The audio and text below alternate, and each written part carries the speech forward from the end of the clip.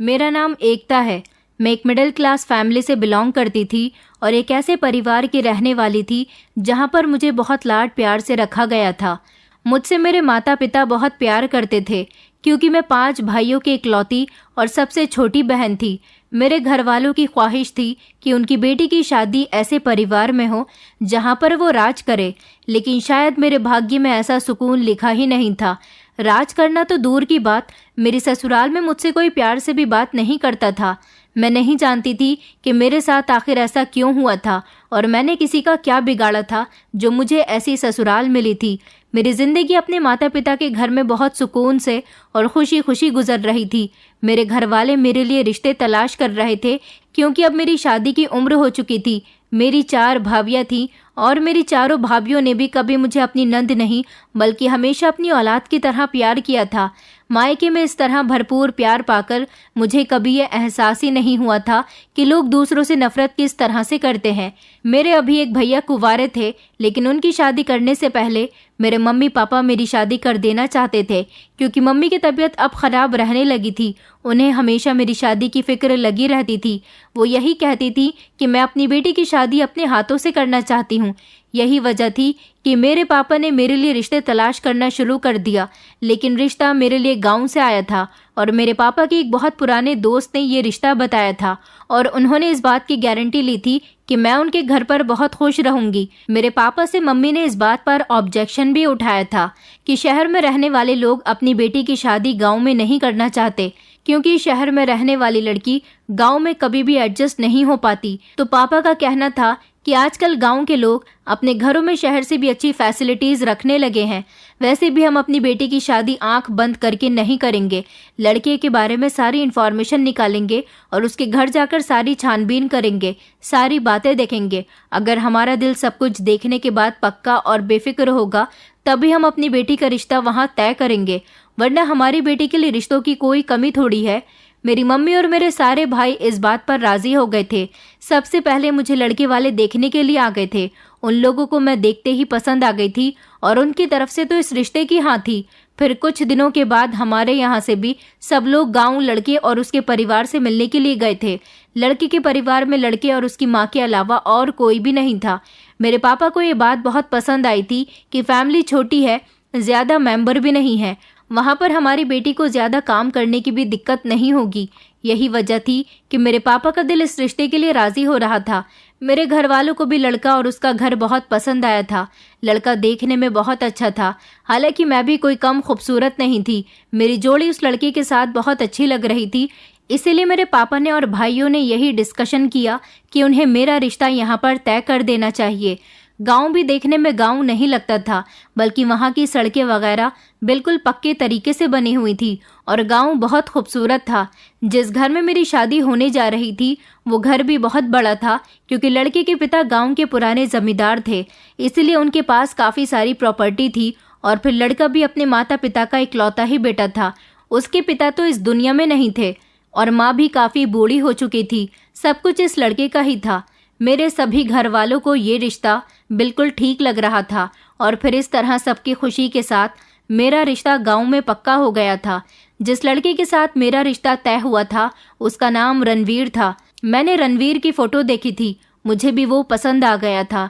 मुझे तो इस रिश्ते से कोई एतराज़ ही नहीं था क्योंकि मैं किसी को पसंद नहीं करती थी। कभी भी मैंने अपने माता पिता का भरोसा तोड़ने की कोशिश नहीं की थी। इस तरह मेरी शादी की तैयारी शुरू हो गई थी।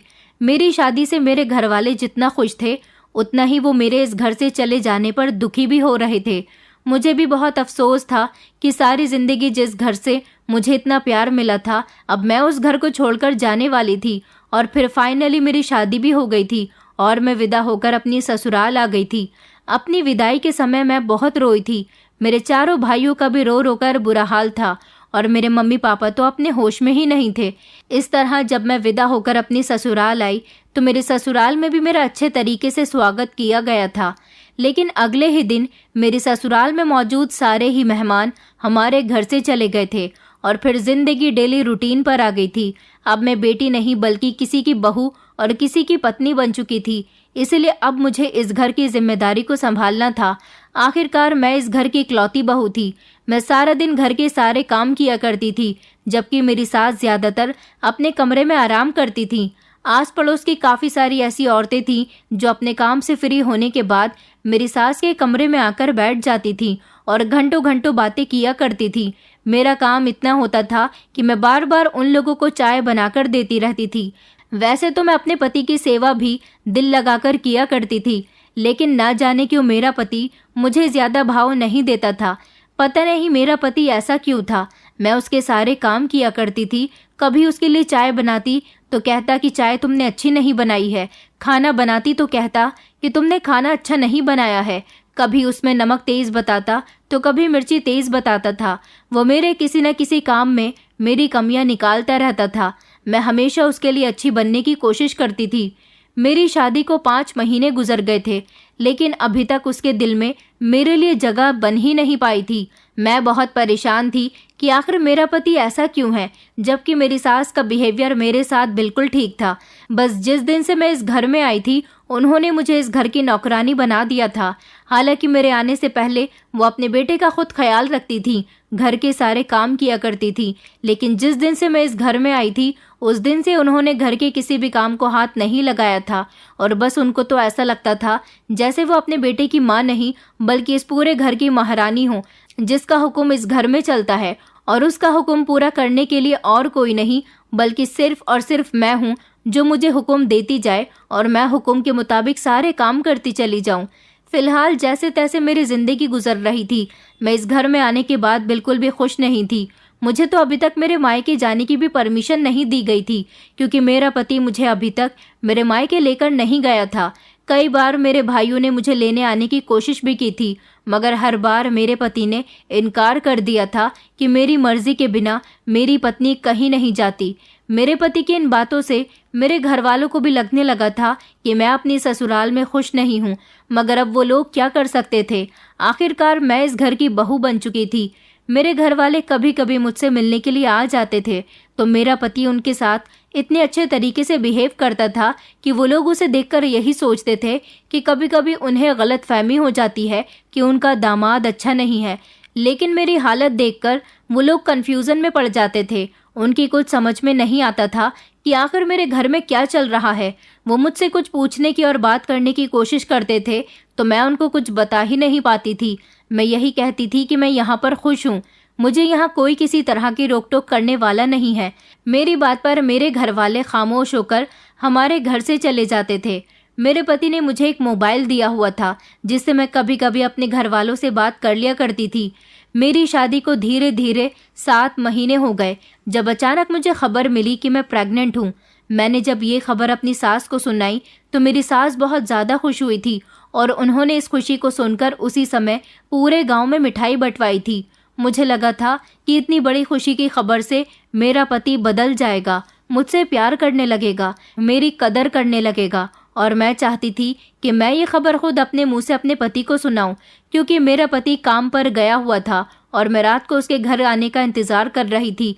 जैसे ही मेरा पति रात को घर आया, मैंने उसको खाना दिया, और खाना सर्व करने के बाद मैं उसके पास बैठ गई और उससे बातें करने लगी।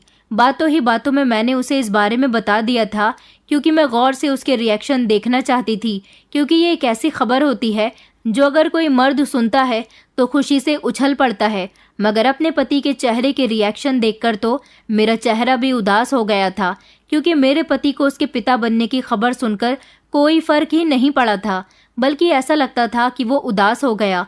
वो आधा अधूरा खाना खाते हुए छोड़कर उठ गया था और थोड़ी देर के बाद कहने लगा कि मुझे ये बच्चा नहीं चाहिए, क्योंकि मैं अभी पिता नहीं बनना चाहता।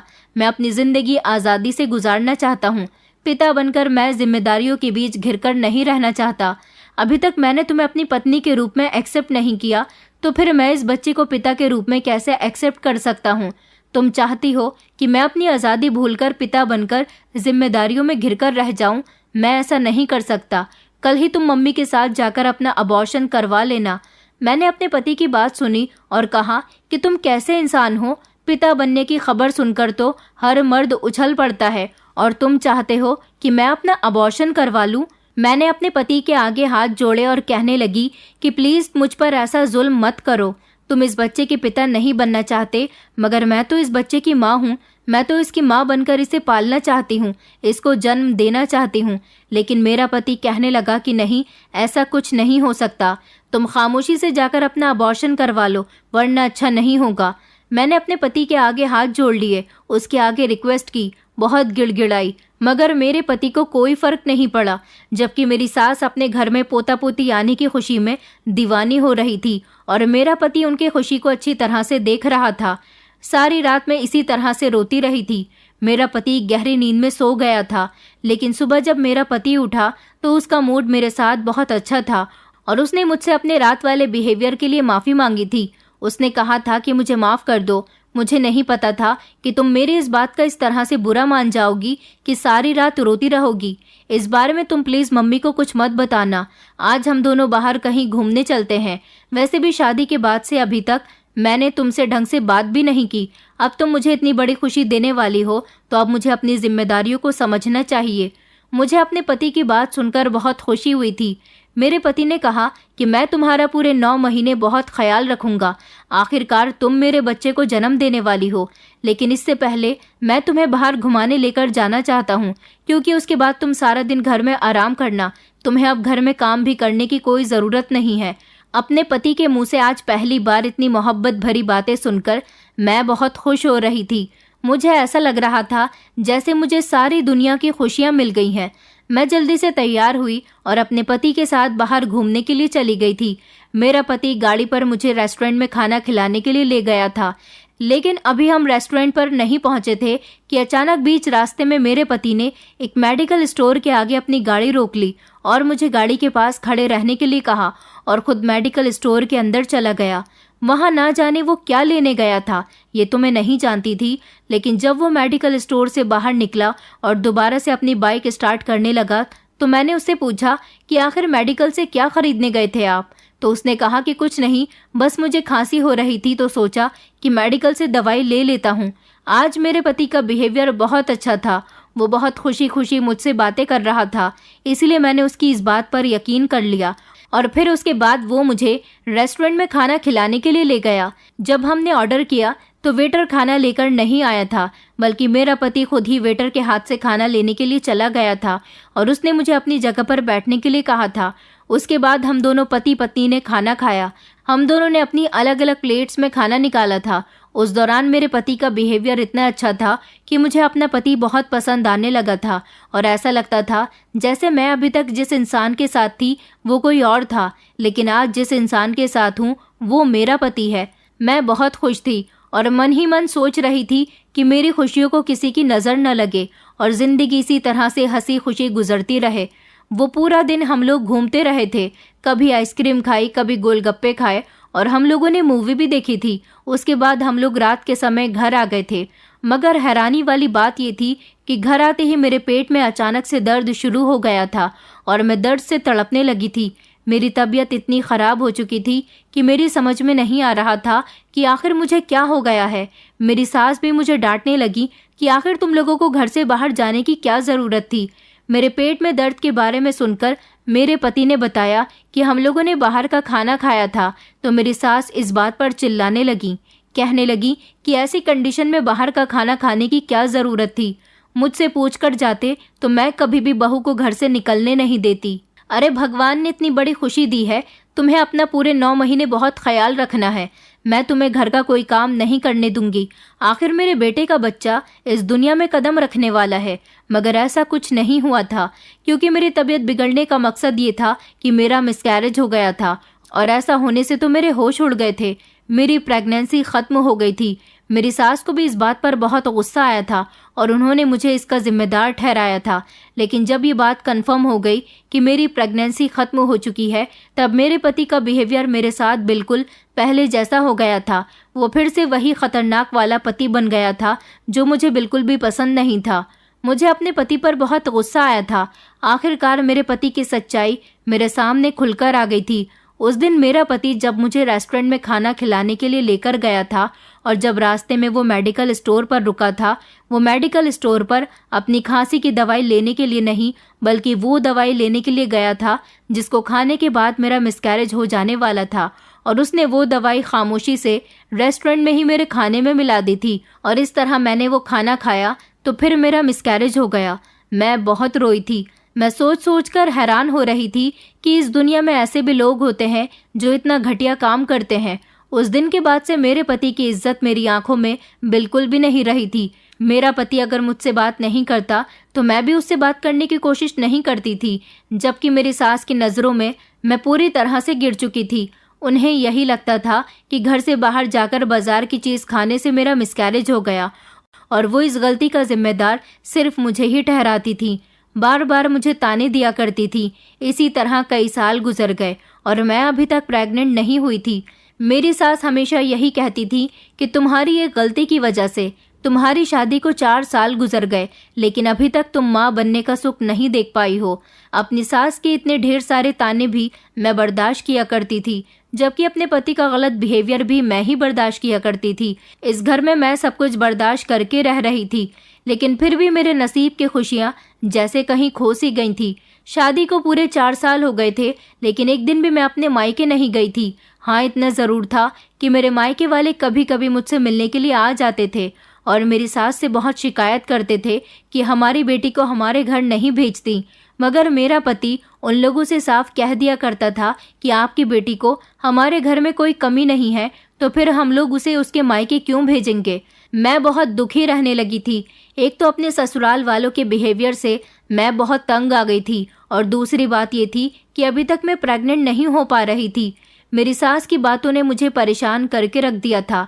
मेरी सास मुझे अपने साथ काफ़ी सारे डॉक्टर के पास भी लेकर गई थी, मगर डॉक्टर के पास जाने से भी कुछ हासिल नहीं हुआ था। शहर की भी कई डॉक्टर्स ने मुझे यही बताया था कि तुम कभी मां नहीं बन सकती। लेकिन अब मेरे पति को बच्चों की चाहत होने लगी थी, क्योंकि अब वो धीरे धीरे घर में ध्यान देने लगा था और मेरी फिक्र भी करने लगा था। और ऐसा इसलिए था क्योंकि मेरा पति बीमार रहने लगा था। न जाने उसे क्या परेशानी थी। उसे जल्दी जल्दी बुखार आता रहता था, वो चक्कर खाकर गिर जाता था। वो घर में ही रहता था तो मैं उसकी बहुत सेवा करती थी और मेरी इसी सेवा ने उसका दिल जीत लिया था।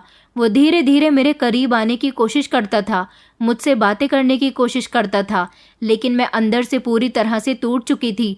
इसीलिए मुझे अपने पति की मीठी बातों पर कोई विश्वास नहीं होता था। अब वो मुझसे कहता था कि मुझे बच्चा चाहिए, मैं पिता बनने का सुख देखना चाहता हूँ। मगर मैंने उसे बता दिया था कि डॉक्टर का कहना है कि मैं कभी भी मां नहीं बन सकती और ये सब कुछ सिर्फ तुम्हारी वजह से हुआ है। अगर तुम पहले मेरे साथ ऐसा ना करते तो जितना समय हमारी शादी को हो चुका है, इस हिसाब से तो शायद अब तक मैं एक नहीं बल्कि 2 बच्चों की माँ होती। मेरा पति अपनी गलती पर अब शर्मिंदा होता था और अगर मेरी सास मुझे ताने देती तो वो अपनी माँ को भी जैसे तैसे समझाकर शांत कर देता था, लेकिन अभी तक उसने अपनी माँ के सामने अपनी गलती जाहिर नहीं की थी। कई दिन इसी तरह से गुजर गए थे, जब एक दिन हमारे घर पर हमारे गांव की ही रहने वाली एक औरत मेरी सास से पूछने लगी कि आपकी बहू को अभी तक कोई बच्चा नहीं है, इसीलिए मैं आपको एक एडवाइस देने आई हूँ। हमारे पड़ोस वाले गांव में एक नया बाबा आया है। सुना है कि वो गर्भवती होने के लिए औरतों का बहुत अच्छा इलाज करता है और 100% गारंटी के साथ बांझ औरत भी उसके इलाज करने से गर्भवती हो जाती है। मेरी सास को इस औरत की बात पर यकीन आ गया और वो मुझे इस बाबा के पास लेकर जाने लगी। मैं उस बाबा के पास नहीं जाना चाहती थी, क्योंकि अब तो मैं भी इस बात को एक्सेप्ट कर चुकी थी कि मैं मां नहीं बन सकती, लेकिन फिर भी मेरी सास मुझे ज़बरदस्ती वहाँ ले गई। जब हम पड़ोस वाले गांव में गए तो मैंने देखा कि वहां पर तो बहुत सारी औरतें ऐसी थीं जो इस बाबा से अपना इलाज करवाने के लिए आई हुई थी। मैंने वहां की 1-2 औरतों से बाबा के बारे में पूछा तो उन लोगों ने यही बताया था कि बाबा औरतों को गर्भवती करने का गारंटी से इलाज करता है और तब तक इलाज करने के पैसे भी नहीं लेता जब तक औरत गर्भवती नहीं हो जाती। वैसे तो मुझे इस बाबा के इलाज पर यकीन नहीं था, लेकिन औरतों की बातें सुनकर मुझे थोड़ा थोड़ा यकीन आने लगा था। मैं इस बाबा के पास जाना तो नहीं चाहती थी, लेकिन मैं सिर्फ अपनी सास की वजह से इस बाबा से इलाज करवाने के लिए तैयार हुई थी। जब हमारा नंबर आया तो मुझे और मेरी सास को एक कमरे में भेज दिया गया, जहां पर बाबा और उसके साथ कुछ आदमी बैठे हुए थे। मेरी सास ने उन्हें मेरी परेशानी के बारे में बताया कि उनकी बहू की शादी को 4 साल हो गए, लेकिन अभी तक ये गर्भवती नहीं हुई है। बाबा कहने लगा कि हमें चेकअप करना होगा। बाबा ने कहा कि अंदर कमरे में जाकर लेट जाओ, मैं अभी तुम्हारा चेकअप करने के लिए आ रहा हूँ। बाबा की बात सुनकर अचानक मैं घबरा गई। मैंने अपनी सास की तरफ देखकर कहा कि अगर मेरा चेकअप करवाना ही है तो आपको किसी औरत को मेरा चेकअप करने के लिए भेजना होगा, मैं आपसे अपना चेकअप नहीं करवाऊंगी। बाबा को गुस्सा आ गया और वो मेरी सास से कहने लगा कि अगर तुम्हारी बहू मुझसे चेकअप करवाने के लिए राजी नहीं हो रही थी तो तुम उसे यहाँ क्यों लेकर आई हो। मेरी सास ने मुझे डांट लगाई और कहने लगी कि खामोशी से बाबा जैसा कहते हैं वैसा करती रहो। मेरा मूड तो पहले ही खराब हो चुका था, लेकिन मैं फिर भी अपनी सास के कहने के मुताबिक कमरे के अंदर चली गई। मुझे बहुत डर लग रहा था कि ना जाने मेरे साथ अब क्या होने वाला है। मैं इस कमरे में अकेली थी जब 5 मिनट बाद बाबा कमरे के अंदर आया और उसने कमरे का दरवाज़ा बंद कर लिया। कमरे का दरवाज़ा बंद होने पर अचानक मैं उछल गई। मैंने कहा, आखिर तुम कमरे का दरवाज़ा बंद क्यों कर रहे हो? तो वो कहने लगा कि मेरा चेकअप करने का यही तरीका है। वो कहने लगा कि तुम बड़ी शातिर लगती हो, अगर तुम्हें गर्भवती होना है तो हमारे हिसाब से चलना होगा। वो ज़बरदस्ती मेरे करीब आने लगा और धीरे धीरे मेरे पेट को छूने लगा। मैंने कहा कि मुझे छूने की कोशिश मत करो, मुझे तो ये बाबा बिल्कुल भी अच्छा नहीं लग रहा था। शक्ल से ही कोई गुंडा मवाली लगता था। ये बाबा जैसे जैसे मेरे करीब आया, मेरे शरीर को छूने लगा तो मैंने शोर मचाना शुरू कर दिया और कहा कि मुझे तुमसे अपना इलाज नहीं करवाना।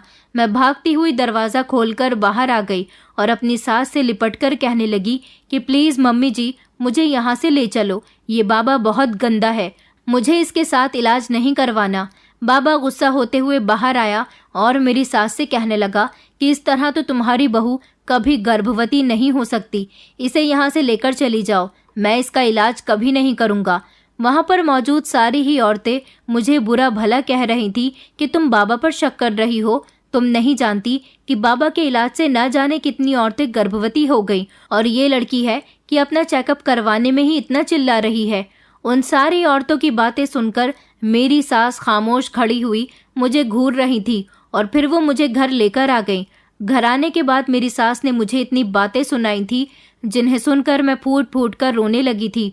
मेरी सास कह रही थी कि अपनी ही गलतियों की वजह से तू आज तक मां नहीं बन पाई और आज भी तूने पहले जैसी ही हरकत दोहराई। आज तो मैंने गुस्से से उनको बता ही दिया था कि मैं तो शादी के बाद ही गर्भवती हो गई थी, लेकिन आपके बेटे की हरकतों की वजह से मेरे साथ ऐसा हुआ था। मेरी सास को अपने बेटे की गलती का सुनकर और भी ज्यादा गुस्सा आ गया और वो कहने लगी कि तुम मेरे बेटे पर झूठा इल्ज़ाम लगा रही हो। मैं बहुत परेशान थी और अपने कमरे में बैठी हुई थी जब मेरा पति आया और मुझसे मेरी परेशानी की वजह पूछने लगा।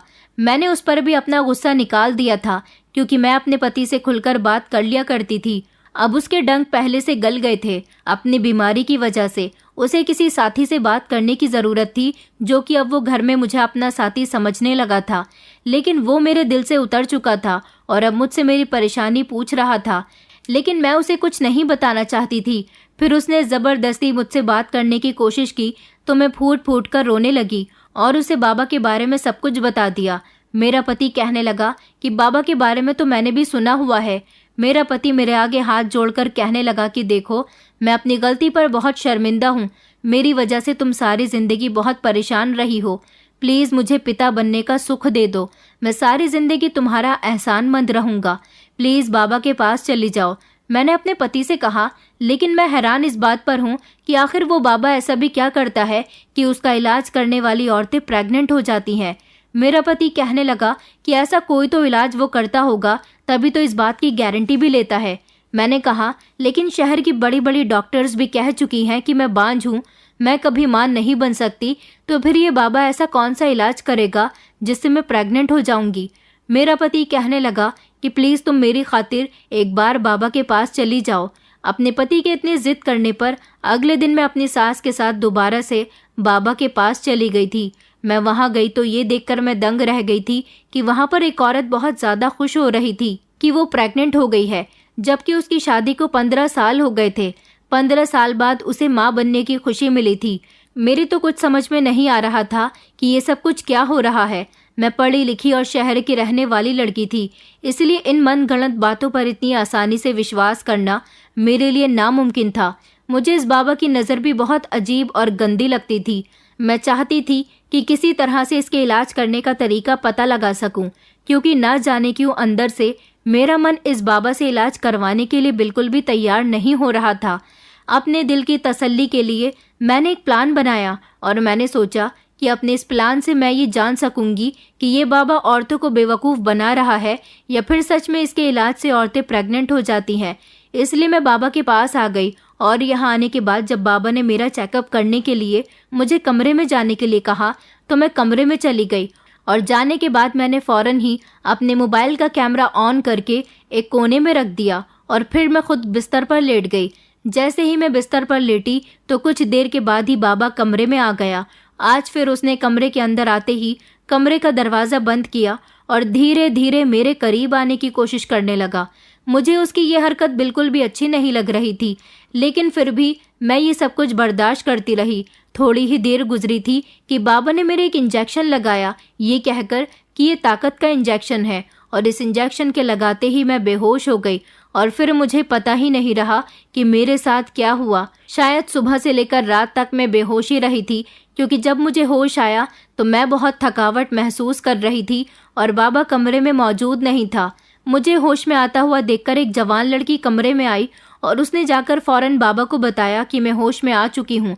वो जल्दी से कमरे में आया और कहने लगा कि अब तुम जा सकती हो, तुम्हारी सास को मैंने घर भेज दिया था, वो तुम्हें लेने आ चुकी है, कल भी सुबह के समय ही आ जाना, तुम्हें पूरे 1 हफ्ते तक लगातार यहाँ पर अपना इलाज करवाने के लिए आना है। मेरी कंडीशन बहुत ख़राब हो रही थी। मैंने चुपके से अपना मोबाइल उठाया और मैं अपनी सास के साथ घर आ गई। घर आई तो मैं अपने कमरे में आराम करने के लिए चली गई। मेरा पति घर में ही मौजूद था। रात का टाइम हो चुका था। मेरे पति ने कहा कि बाबा जी ने क्या कहा है। मैंने कहा बाबा ने फिर से मुझे कल बुलाया है। मैंने अपने पति या सास को नहीं बताया था कि आज मैं बाबा की सारी हकीकत कैमरे में रिकॉर्ड करके लाई हूँ।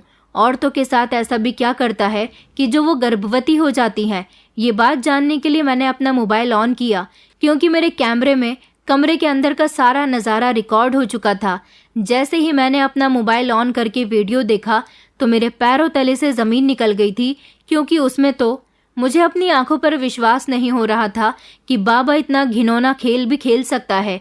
ये वीडियो देखने के बाद मुझे समझ आ गई थी कि आखिर वो औरतों को गर्भवती कैसे करता है। लेकिन सबसे पहले मुझे अपने ऊपर बहुत रोना आ रहा था, क्योंकि बाबा मेरी इज्जत के साथ खिलवाड़ कर चुका था और इस वीडियो में ये सब कुछ साफ साफ नजर आ रहा था।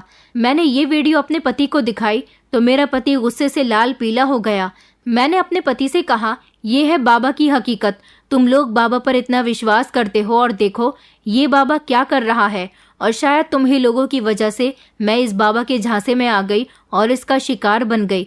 दरअसल बाबा औरतों को अपने यहाँ बुलाता था। चेकअप करने के बहाने 2 औरतों को दूसरे कमरे में ले जाता था, जहाँ पर उसके और औरत के अलावा कोई भी नहीं होता था। वहाँ ले जाने के बाद वो औरत के इंजेक्शन लगा दिया करता था और उसके बाद औरत बेहोश हो जाती थी। बेहोशी की हालत में बाबा उसके साथ गलत काम करता था और फिर हर रोज उस औरत को अपने साथ गलत काम करने के लिए बुलाया करता था, जबकि बेहोश होने की वजह से कोई भी औरत ये बात नहीं जानती थी कि बाबा बेहोशी की हालत में उनकी इज्जत के साथ खिलवाड़ कर रहा है। औरतें ये समझती हैं कि वो प्रेग्नेंट अपने पति से होती हैं, बल्कि ऐसा कुछ भी नहीं है। उनकी इस बात का फायदा बाबा उठाता है और जब औरतें प्रेग्नेंट हो जाती हैं तो बाबा उनसे इलाज करने की मोटी कीमत वसूल लेता है। इसका मतलब ये था कि हमारे गांव की बहुत सारी औरतें बाबा के झांसे की चपेट में आ चुकी थीं। बाबा खुद तो ये काम करता ही था, बल्कि उसने 2-3 मर्दों को भी इस काम के लिए लगाया हुआ था, जो औरतों का चेकअप करने के बहाने उन्हें बेहोश करने के बाद उनकी इज्जत के साथ खेलते थे और फिर सब लोग ये समझते थे कि इस औरत का इलाज हो रहा है। मेरा भी चेकअप बाबा ने कुछ इसी तरह से किया था। बाबा का ये राज सिर्फ मेरा वहां पर कैमरा ऑन करने की वजह से खुल गया था और मेरे कैमरे में रिकॉर्ड हो गया था।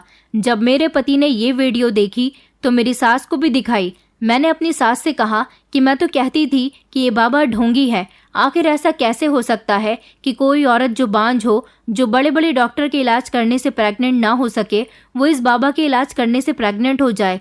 ये बाबा औरतों की इज्जत के साथ तब तक खिलवाड़ करता था जब तक वो औरत प्रेग्नेंट नहीं हो जाती थी। अगर उससे भी औरत प्रेग्नेंट नहीं होती थी तो वो अपने यहाँ काम करने वाले आदमियों से ही काम करवाता था और इस बारे में अभी किसी को भी नहीं पता था। मेरी इज्जत के साथ भी बाबा खिलवाड़ कर चुका था। मुझे तो रह रहकर अफसोस हो रहा था और मैं अपनी किस्मत पर रो रही थी। मैं ये वीडियो समेत पुलिस के पास चली गई। हालांकि मेरे इस काम में मेरे पति ने मेरा साथ दिया था, क्योंकि इस बाबा का राज लोगों के सामने आना बहुत ज़रूरी था और इस तरह मैंने वो वीडियो पुलिस को दिखा दिया। पुलिस ने बाबा को अरेस्ट कर लिया और उसे कड़ी से कड़ी सज़ा दी गई। गाँव के सारे लोग जो बाबा पर यकीन किया करते थे, अब उनकी आंखें खुल गई थी। मेरी सास ने फिर से मुझसे कहा था कि तुम अपना इलाज करवाओ, मगर मैं अब अपना इलाज नहीं, अपने पति का इलाज करवाना चाहती थी, क्योंकि ज़रूरी नहीं कि हर बार बच्चा पैदा ना होना सिर्फ औरतों की ही वजह से ही हो, ऐसा मर्द की वजह से भी हो सकता है। मैंने अपने पति से उसके इलाज के लिए कहा था। मैं जानती थी कि मेरा पति घमंडी इंसान है, वो कभी भी ऐसा नहीं करेगा, लेकिन अब मेरे पति का घमंड उसकी बीमारी ने चूर चूर कर दिया था। इसलिए मेरे कहने पर मेरे पति ने जब अपना चेकअप डॉक्टर से करवाया तो पता चला कि कमी मेरे अंदर नहीं बल्कि मेरे पति के अंदर है। जब कोई औरत प्रेग्नेंट नहीं हो पाती तो डॉक्टर भी उसे बांझ साबित कर देते हैं। लोग ये नहीं जानते कि कभी कभी मर्द भी बांझ होता है और मेरे पति की तबीयत भी इसीलिए ख़राब होती थी क्योंकि वो अंदरूनी कमज़ोरी का शिकार था और यही वजह थी कि वो पिता नहीं बन पा रहा था। मेरे पति का इलाज शहर के बड़े डॉक्टर से चल रहा है। मेरी सास को जब अपने बेटे की सच्चाई और बाबा की सच्चाई पता चली तो वो मेरे आगे हाथ जोड़कर मुझसे अपने किए की माफ़ी मांगने लगी, क्योंकि उनको भी अब अपने पोता पोती की शक्ल देखनी थी और मेरा पति भी औलाद के लिए तरस रहा था। लेकिन इन दोनों की वजह से बाबा मेरे साथ गलत कर चुका था। बाबा मेरी साथ ही नहीं बल्कि गांव की न जाने कितनी औरतों के साथ अपनी हवस पूरी कर चुका था और उन लोगों से मोटी मोटी रकम अलग वसूल चुका था। बाबा तो जेल की सलाखों के पीछे जा चुका था, मगर मैं अपने पति के साथ अब रहना नहीं चाहती थी। मुझे अपने पति का साथ बिल्कुल भी पसंद नहीं था, क्योंकि सारी जिंदगी उसने जो मेरे साथ किया था मैं उसे भूल नहीं सकती थी। मैंने अपने पति को छोड़ने का फैसला कर लिया था, लेकिन मेरा पति बार बार मुझसे माफ़ी मांग रहा था और कह रहा था कि मुझे माफ़ कर दो। हाँ, मैं घमंडी ज़रूर था, मगर अब मैं तुमसे प्यार करता हूँ। मैं समझ गया हूँ कि तुम बहुत अच्छी हो। तुम्हारी जगह अगर कोई और औरत होती तो शायद मेरे घर में ना टिक पाती। तुमने मेरे घर को अपना घर समझा, मेरे हर जुल्म को तुम खामोशी से सहती रही। लेकिन मुझे माफ़ कर दो, मैं तुम्हारे साथ रहना चाहता हूँ। मेरा पति मुझसे बार बार माफ़ी मांग रहा था तो फिर मैंने उसे हार कर माफ़ कर दिया। मैं अपने पति के साथ ही रहती हूँ। मेरा पति पहले से काफ़ी सुधर गया, मगर अभी तक हम दोनों के पास कोई औलाद नहीं है, क्योंकि मेरे पति का इलाज चल रहा है और भगवान ने उसके शरीर में कमज़ोरी पैदा करके शायद उसे उसके किए की सज़ा दी है, क्योंकि वो पहले अपने उस बच्चे का कातिल बन चुका था जो इस दुनिया में आया भी नहीं था। मेरे पति को तो उसके किए की सज़ा मिल गई है, जबकि मेरी सास भी बीमार रहने लगी हैं क्योंकि उनकी उम्र काफ़ी हो गई है, मगर अभी तक उनका पोता पोती देखने का सपना पूरा नहीं हुआ। मैं आप लोगों से रिक्वेस्ट करना चाहती हूँ कि मेरे लिए प्रार्थना करें कि मैं जल्दी से माँ बनने का सुख देख सकूं। दोस्तों, उम्मीद करती हूँ आपको हमारी कहानी पसंद आई होगी। कहानी पसंद आई है तो वीडियो को लाइक करें, चैनल पर नए हैं तो चैनल को सब्सक्राइब करें और हाँ, नोटिफिकेशन बेल को ज़रूर दबाएं ताकि अगली अपडेट सबसे पहले आपको मिले।